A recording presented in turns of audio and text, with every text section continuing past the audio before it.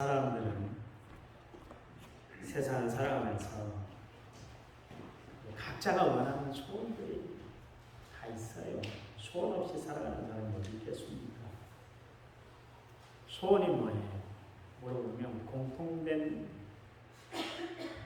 말이 세상 살아가면서 순풍에 돋달듯이 그렇게 유유자적하게 좀 살았으면 좋겠다. 편하게 살아가고 싶다. 세상 염려, 근심, 걱정 없이 좀 그렇게 살았으면 좋겠습니다. 그게 공통된 모든 성도들의 마음일 거예요. 그런데 우리가 경험하고 있듯이 세상은 우리를 그냥 편히 살아가도록 그렇게 내버려 두지 않고 있잖아요. 막힘이 있고 어려움이 있고 불편함이 있고 이게 항상 우리의 삶에 그림자처럼 동행을 하고 있습니다. 그냥 내가 원하는 대로만 살아가면 얼마나 좋겠어요. 그런데 세상은 그렇게 호락호락하지 않는다는 이야기예요. 그래서 세상 살아가기가 힘들다. 그렇게 이야기를 하고 있습니다. 오늘 본문은 아브라함이 그의 아들 이삭의 며느리감을 원하는데 며느리감을 구하는데 가나안 여인이 아니라 가나안 땅에 있는 여인을 선택해서 며느리감을 삼는 것이 아니라 자기의 고향, 자기 본토에 들어가서 거기서 며느리감을 구해오라고 그의 종인 엘리에셀에게 그렇게 부탁을 하는 장면이 오늘 성경 창세기 24장에 나오고 있습니다. 엘리에셀이라는 이름의 뜻은 하나님의 도우십니다. 그런 뜻입니다. 이 엘리에셀이 아브라함의 마음에 들고 든든한 보장이 되었던지 여러분이 잘 아신 것처럼 하나님이 아들을 주신다고 했는데 아들을 주시지 않을 때 가장 먼저 생각했던 것이 뭐냐면 엘리에셀을 양자로 삼아야 되겠다. 그렇게 마음 먹을 정도로 아브라함에게 정말 깊은 감동을 주고 정말 마음 하나 어떻게 흐트러지지 않도록 그렇게 살아왔던 사람이 엘리에셀이었어요. 그에게 이제 부탁을 합니다. 그랬더니 엘리에셀이 그렇게 하겠습니다. 그렇게 이야기를 해서 이야기를 한 것뿐만 아니라 아브라함에게 맹세까지 했다. 성경이 기록하고 있습니다. 그리고 엘리에셀이 이제 아브라함의 집을 떠나고 이제 며느리감, 이삭의 며느리감을 이삭의 아내감을 구하러 가는데 하나님 앞에 기도하는 장면이 오늘 본문의 내용이에요. 개역 성경에는 이 순조롭게라는 단어가 순적히 그렇게 표현을 하고 있습니다.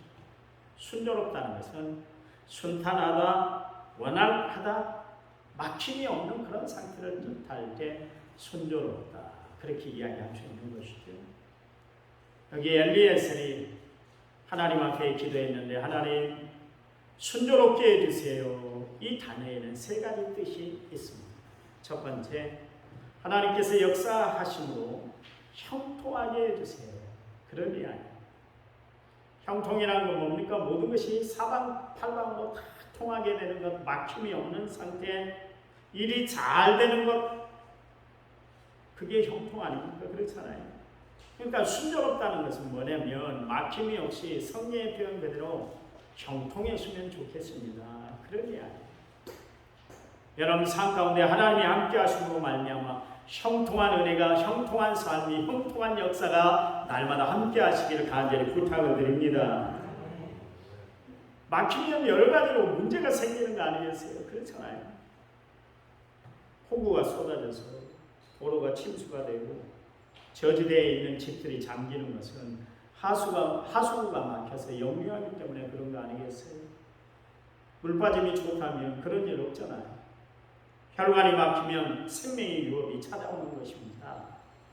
사업을 하는데 돈줄이 막히면 결국 부도나고 마는 것이죠. 먹은 음식이 정말 취하게 되면 체증이 돼서 토사광란을 일으키고 그렇게 되는 거예요. 교통이 체증이 되면 그냥 도로 한가운데서 오도 가도 못하고 그냥 막힌 상태로 그렇게 지내야만 됩니다. 이처럼 막힌다는 것은 우리에게 답답하게도 하고 불편하게 만드는 것이 막히는 거예요. 그런데 여러분 기억하시기 바랍니다. 다 막힌다 할지라도 하나님과의 관계는 막혀서는 안 되는 거예요. 여러분, 하나님과의 관계가 막혔던 사울왕 보세요. 하나님이 그에게 일체 입을 다 다물어버렸어요. 일체 말 한마디를 주시질 않으셨어요. 어떻게 하라 지시사항도 내려주시질 않았어요.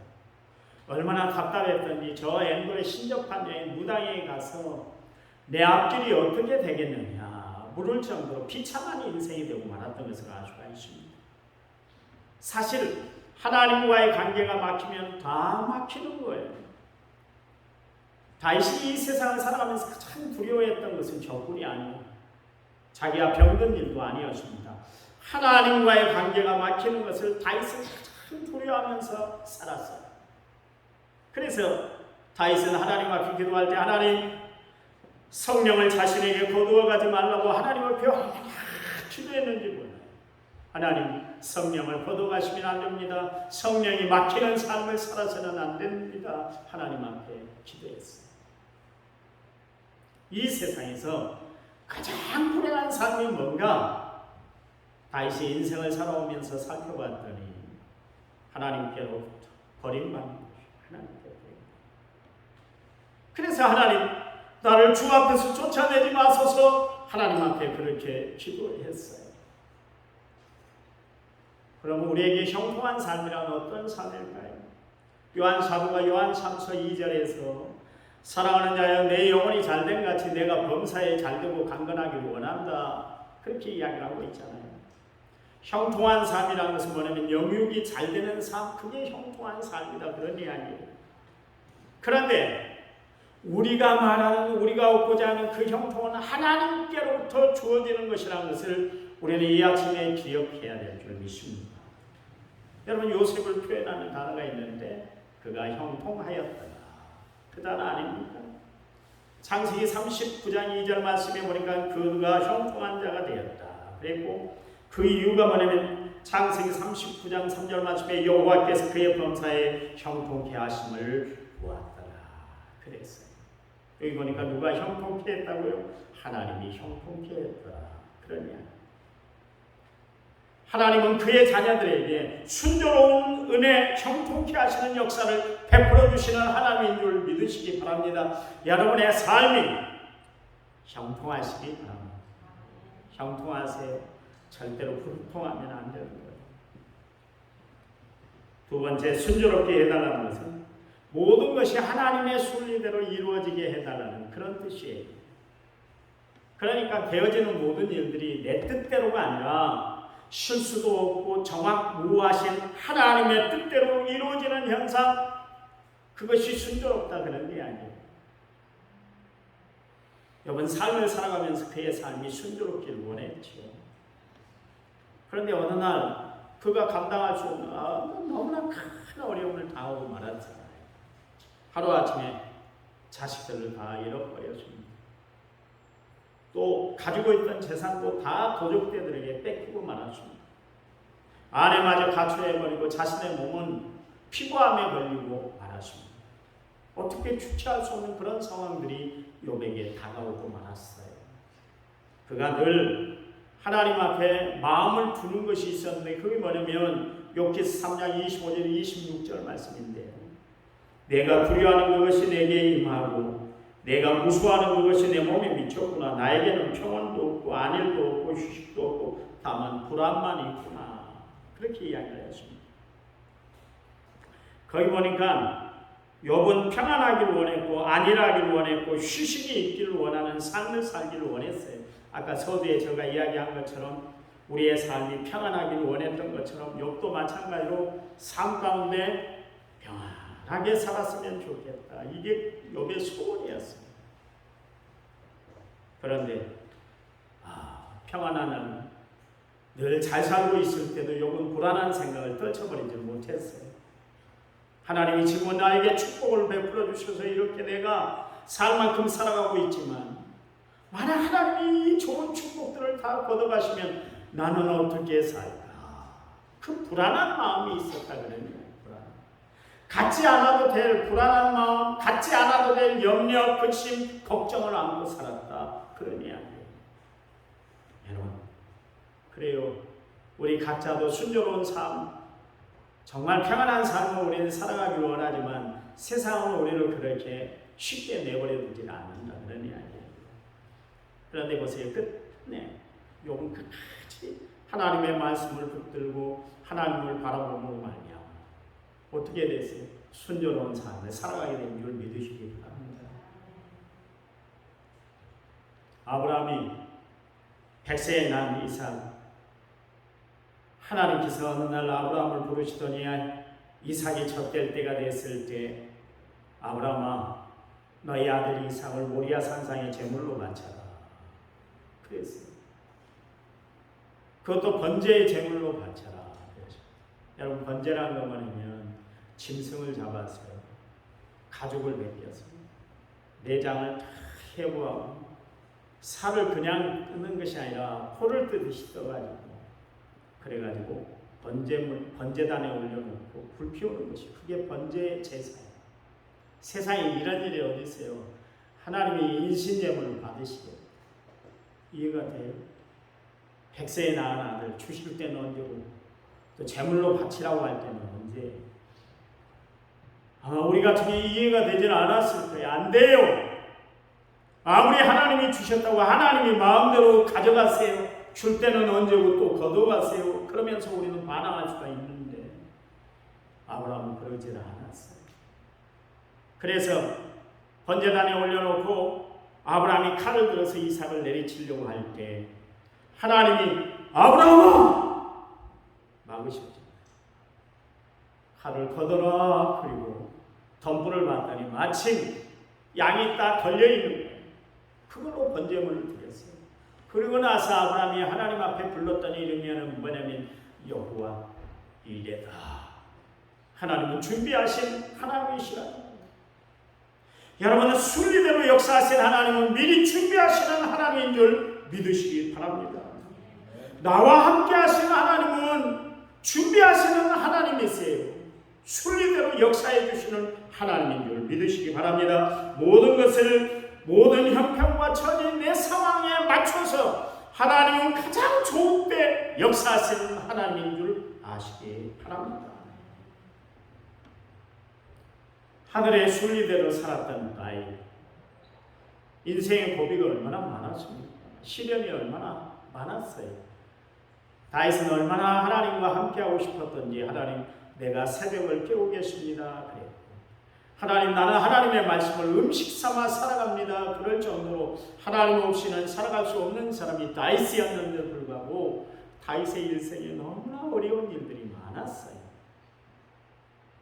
특별히 그의 장인인 사울 왕이 다윗을 죽이지 못해서 안달이 났어요. 그래서 작게는 10년, 13년, 길게는 20년 동안 다윗을 쫓아다니면서 다윗을 죽이려고 그렇게 길길이 날뛰었습니다. 그때 다윗이 무엇을 느꼈을까요? 인생의 허무함을 느꼈을까? 아니겠어요? 사람 믿었는데 사람 좋은 줄 알았더니 아무것도 아니라는 것을 그때 깨달았어요. 그리고 사람들의 민낯을 들여다보게 되었습니다. 그가 사울의 용변을 보기 위해서 아둘람 동굴로 들어왔을 때 여러분 사울 왕을 죽일 수 있는 절호의 찬스가 그에게 다가왔어요. 그날 아마 일반적인 신앙을 가지고 있는 사람이라 할 것 같으면 드디어 하나님이 역사하셨구나.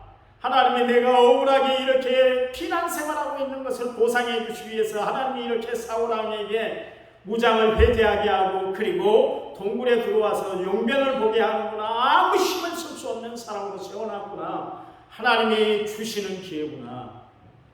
그렇게 생각을 했을 거예요. 자칫 헷갈릴 수 있는 그런 기회 아닙니까? 그런데도 다윗은 사울을 해하지는 않았습니다. 칼을 들어서 그를 살해하지는 않았습니다. 왜 그랬어요? 그에게는 하나님의 말씀이 있었기 때문에 그렇습니다. 원수 갚는 것을 주께 맡겨버리라. 너의 행사를 다 주께 맡겨버리라. 이 말씀을 다윗이 알았기 때문에 그렇습니다. 그리고 사울 왕은 하나님이 기름 부어 세운 종이기 때문에 함부로 하지 않는 것, 그것이 하나님 백성이 해야 할 일이라는 것을 알았기 때문에 다윗은 사울을 해할 수 있는 기회가 주어졌음에도 불구하고 칼을 모아서 마음을 내려놨어요. 다윗은 반드시 하나님이 이 어려운 상황, 내 어려운 형편을 분명히 하나님께서 다 해결해 줄 줄 믿었어요. 하나님이 자기가 손을 대지 않아도 하나님이 친히 사울을 해결해 줄 줄 믿었어요. 하나님이 사울을 처리해 줄 줄 알았다 그러니. 왜냐하면 하나님은 순리대로 역사하시는 하나님이라는 것을 다윗이 삶을 통해서 늘 체험하고 살았기 때문에 그렇습니다. 그래서 다윗은 인생의 헌복을 걸어갈 때도 전혀 두려워하지 않았어요. 그것 때문에 염려하며 걱정하며 불안해하지 않았다 그런 이야기. 왜냐하면 하나님이 자신의 길을 인도해 주실 줄 믿었기 때문에 그래요. 그래서 여러분 시편 23편에서 다윗이 뭐라고 합니까? 여호와는 나의 목자시다. 그리고 자신의 길을 의의 길로 인도하신다. 사는 길로 인도하시는 분이 하나님이시라는 것을 알았기 때문에 그래요. 여러분 아시나요? 잠언 16장 9절 말씀에 사람이 마음으로 자기 길을 계획한다 할지라도 그 걸음을 인도하시는 분은 하나님이신 줄 여러분 분명히 믿고 살아가는 성도들이 되시기 바랍니다. 시편 37편 5절 말씀에 보니까 내 길을 여호와께 맡기라 그를 의하면 그가 이루신다 그랬어요. 바울이 은혜를 받고 하나님의 소명을 감당하기 위해서 아시아에 가서 복음을 전하기를 원했습니다. 그런데 성령이 그의 마음을 감동을 시켜서 그의 발걸음을 유럽 마게도냐로 그렇게 움직이게 했어요. 자기 생각, 자기가 가지고 있는 가치관하고는 전혀 반대의 생각을 하나님이 주관하십니다. 그런데 바울에게 역사하신 하나님은 순리대로 역사하신 하나님이셨어요. 결국 거기서 자수색 옷감 장소를 하는 루디아 이 여인을 만나게 됐잖아요. 결국 루디아의 집에 교회를 세우고 이 루디아 집에 세워진 교회를 기점으로 해서 바울이 유럽에 들어가서 마음껏 복음을 전할 수 있는 그런 선교의 조르구가 세워진 것이었습니다. 그때 당시에는 바울이 아마 하나님이 그렇게 하신 일에 대해서 이해가 안 됐을 거예요. 그런데요, 보세요. 하나님은 어떻게 하시던가요?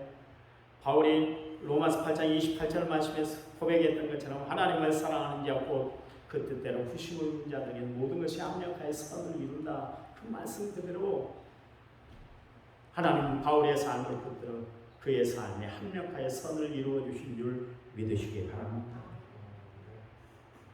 하나님은 그의 사람들에게 순조로운 삶을 열어주세요. 순리대로 모든 일들이 다 이루어지도록 하나님이 역사하시는 하나님이시다 그런 이야기예요. 여러분 그러니 지금의 어려운 형편, 지금의 어려운 상황에 처했다 할지라도 하나님은 끝내 우리를 순조롭게 인도해 주시고 순리대로 역사해 줄 줄 믿으시기 바랍니다. 여러분 합력하여 선을 이룬다는 것은 무슨 이야기예요? 하나님의 뜻대로 이루어 주신다는 것이고 우리에게 유익하게 하나님이 역사해 주신다 그런 이야기 아니겠어요? 그러니 우리는 하나님께 생각을 집중하고 우리의 마음을 하나님 말씀으로 가득 채우고 살아감으로 하나님이 순리대로 역사하시고 순조롭게 우리의 삶을 인도해 주실 것을 믿고 살아가는 믿음이 풍성한 은혜로운 성도들이 다 되시기 바랍니다. 그날 아브라함의 부탁을 받았던 종 엘리에셀이 드디어 아브라함의 고향에 도착하게 되었습니다. 거기서 마음씨 착한 리브가를 만나게 됐어요.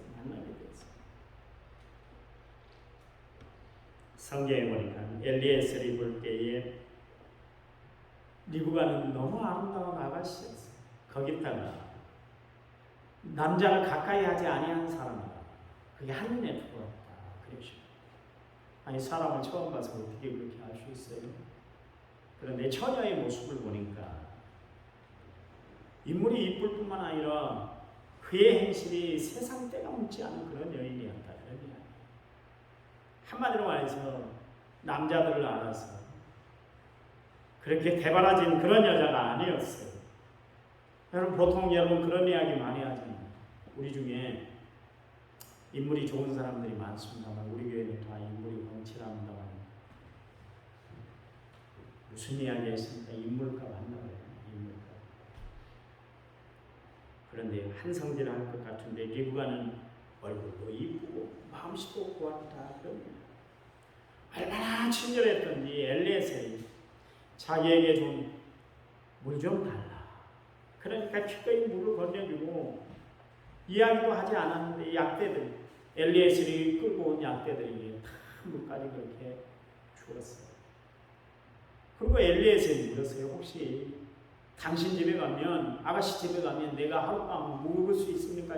유숙할 수 있어요? 그렇게 물어봤어요. 그랬더니 좋다고 우리 집에는 집도 많고 사료도 풍족해 또 잠잘 수 있는 방이 있으니까 우리 집에 와서 하룻밤 주무세요. 그렇게 친절하게 대해줬어요. 그 순간에 엘리에셀이 리브가를 하나님이 이렇게 해서 만나게 해주셨구나 그 생각을 했던 것이죠. 보세요. 엘리에셀이 자신의 기도에 응답해 주신 하나님께 얼마나 감사하며 기도했겠어요.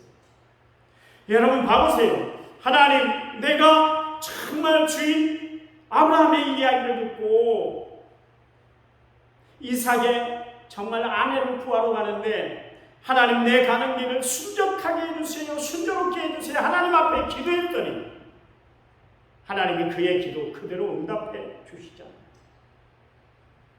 오늘 여러분이 하나님 앞에 기도하면 하나님의 그 기도를 응답해 주시는 하나님, 좋으신 하나님, 역사하시는 하나님을 만나게 될 줄 믿습니다.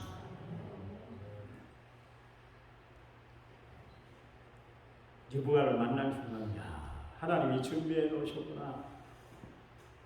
그래, 우리 주인 아브라함에게 여호와 이레로 역사하시는 하나님은 나에게도 여호와 이레로 역사하시는 하나님이시구나. 그것을 깨닫게 됐을 거예요. 그래서 그가 이런 이야기를 해요. 주께서 주의 종 이삭을 위하여 정하신 자라. 이로 말미암아 주께서 내 주인에게 은혜 베푸심을 내가 알겠다. 그렇게 이야기하죠. 여러분 하나님을 믿는 사람들, 주를 의지하며 살아가는 사람들, 오늘 주의 전에 찾아온 여러분, 기도하는 여러분에게 하나님은 합력하여 선을 이루어 주실 줄 믿으시기 바랍니다. 순리대로 역사하실 줄 믿으시기 바랍니다. 순조롭게 모든 일이 풀리도록 하나님이 역사해 주실 줄 믿으시기 바랍니다. 오늘부터 모든 것을 주께 다 맡기고 하나님 내 앞길이 순조롭게 해주세요. 순리대로 역사하시는 하나님의 은혜를 체험하는 시간들이 되게 해주세요. 하나님 앞에 기도하며 살아가는 성도들이 되시기를 간절히 부탁을 드립니다. 세 번째, 순조롭게 해달라는 것은 평안하게 해달라는 거예요. 여러분 하나님은 우리에게 불안을 조성하시는 분이 아니세요. 평안을 끼치시는 분이에요. 제가 가만히 봤더니 의사와 하나님의 공통점은 뭐냐면 고치시는 일을 하는 거예요. 고치는 일. 그런데 의사들은 봐보세요. 수술할 일이 있으면 반드시 무름장을 놓습니다. 혹시 수술을 진행하다가 어려움을 당할 수가 있으니까 그 점을 감안해서 수술하세요. 혹시 이상이 생길 수 있어요. 그러니까 그거 꼭 생각하셔야 됩니다. 불안을 팍 줘요. 그것도 부족해서 수술 동의서까지 다 쓰게 합니다. 그리고 거기다 사인을 해야 수술을 진행해요. 혹시라도 의료사고가 나면 분쟁이 날 소지가 있기 때문에 사전에 그런 일들이 일어나지 않도록 방지책으로 그렇게 동의서까지 쓰게 합니다. 그래야 수술을 진행해요. 그 이야기 무슨 이야기? 인간은 항상 실수를 전제로 하고 모든 일들을 이루어 나간다. 그런 이야기. 그런데 하나님은 어떤 일을 진행하시는 일을 여러분 어떤 일들을 이루어 나가시는 데도 있어서 실수가 없으세요. 여러분 실수가 없으시기 때문에 그분은 우리에게 동의서를 딱 내밀면서 너 잘못되면 혹시 내가 잘못되면 모르니까 여기 사인해 그런 적이 어디 있어요? 오히려 염려하지 말아라, 걱정하지 말아라, 불안해하지 말아라, 내가 책임질 거야. 그렇게 말씀하시잖아요. 그러면서 담대하라. 내가 너와 함께 할 거야. 세상 끝날까지 내가 너와 함께 할 거니까 모든 것을 믿고 나에게 다 맡겨버려.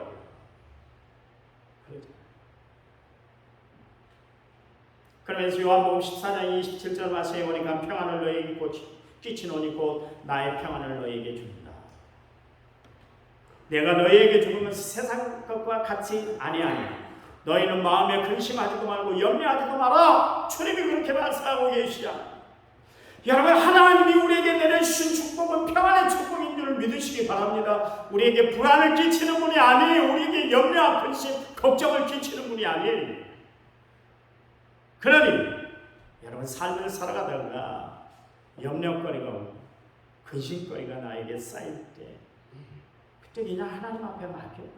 하나님 알아서 하세요. 하나님 알아서 해주세요. 하나님은 어떤 분이 모든 일들이 순조롭게 진행되고 역사하시는 하나님이세요. 양궁 선수들이 있잖아요. 이번에 금메달을 싹쓸이 했습니다. 양궁 선수들이 골프도 그런다고 그러다만 멘탈이 참 중요하다고 그러잖아요. 마음의 염려, 근심, 걱정거리를 가지고 활시위를 당기면 관역에 정교전할 수가 없어요. 평안하고 차분해야 제 실력을 다 발휘할 수 있는 거 아니겠습니까? 세상 살아가는 것도 평안해야지. 내 마음밭이 지역밭이 되면 아무것도 할 수가 없어요. 혼란스럽기만 해요. 여러분, 오늘부터 하나님이 내려주시는 순조로운 삶, 평안의 삶을 살아가는 성도들이 되시기를 간절히 부탁을 드립니다. 성도 여러분, 엘리에셀이 그렇게 기도했던 것처럼 하나님 앞에 하나님 내 앞길이 순조롭게 해주세요. 하나님 앞에 기도하고 살아가는 성도들이 되시기 바랍니다. 그래서 여러분의 삶에 순조롭게 역사하시는 하나님의 은혜를 간증하고 살아가는 그런 귀한 일들이 있으시기를 바랍니다. 결론입니다. 하나님이 여러분을 형통케 하실 줄 믿습니다. 하나님이 여러분을 순리대로 이끌어 주실 줄 믿으시기 바랍니다. 하나님이 여러분의 삶에 평안케 해주실 줄 믿으시기 바랍니다. 승리하세요. 기뻐하세요. 감사하세요. 하나님이 역사하실 것을 분명히 믿으시기 바랍니다. 하나님, 우리의 삶을 순조롭게 해주시기만 원합니다. 그래서 형통한 삶이 하나님의 순리대로 하나님의 섭리 가운데 살아가는 저희를 되도록 도와주시고, 또한 평안을 끼치는 하나님의 놀라운 역사를 날마다 체험하고 살아가는 저희를 되도록 도와주시옵소서. 이제는 길이요 진리요 생명 되신 우리 주 예수 그리스도의 은혜와 하나님 아버지의 지극하신 사랑, 성령님 위로교통은혜 충만한 역사가 오늘 말씀을 받은 모든 성도들 위해 이제부터 영원토록 함께 하시기를 간절히 축원하옵나이다. 아멘.